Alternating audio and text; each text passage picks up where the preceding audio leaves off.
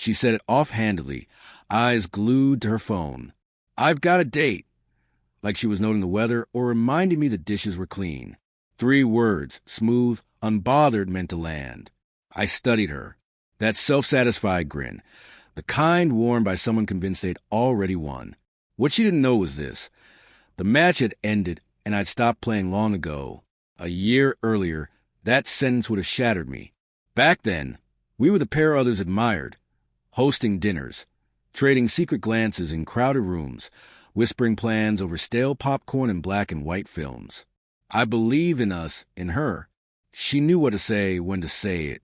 She made me think we were building something solid, but I was building alone. Then the shift came.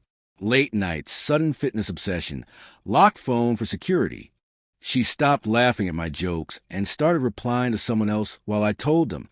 Still, I gave her the benefit of the doubt, because that's what trust does.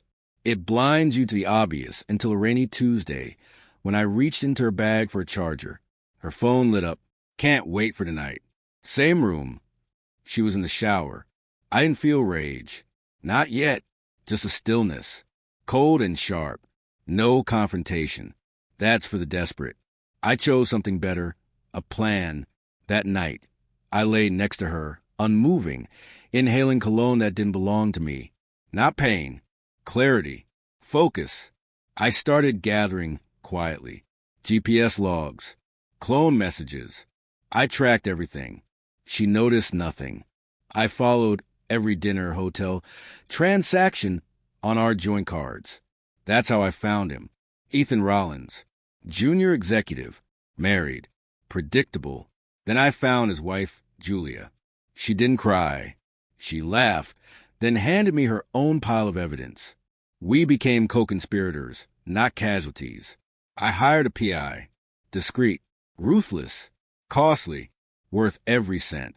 In a matter of weeks, I had it all. Photos, recordings, receipts, leverage enough to tear it all down. But I wasn't done. She and I ran a business on the surface jointly. In truth, I owned the trademarks, the patents, the contracts.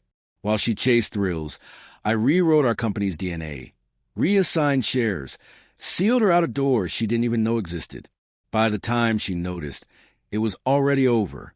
Last Thursday, I told her I planned something special. Fancy restaurant. Big surprise.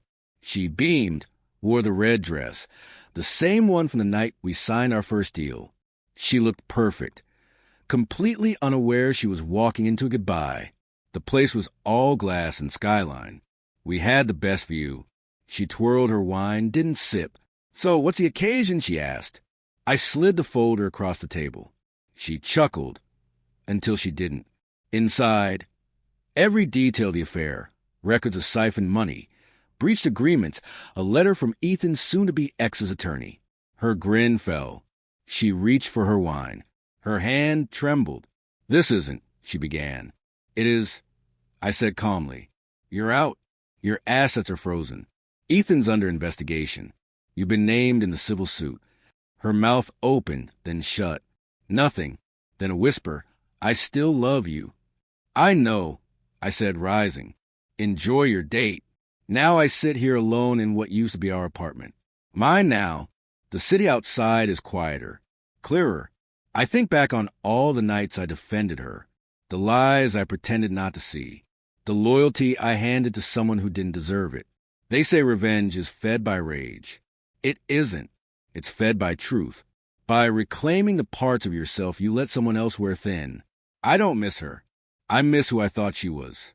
And now, every time she tries to move on, every date, every boardroom where my name lingers, every time she pours a glass of wine and waits for someone, she'll remember this night. Because I showed up once and ended everything. Not with fury, but with silence, exactness, and one line she'll never forget.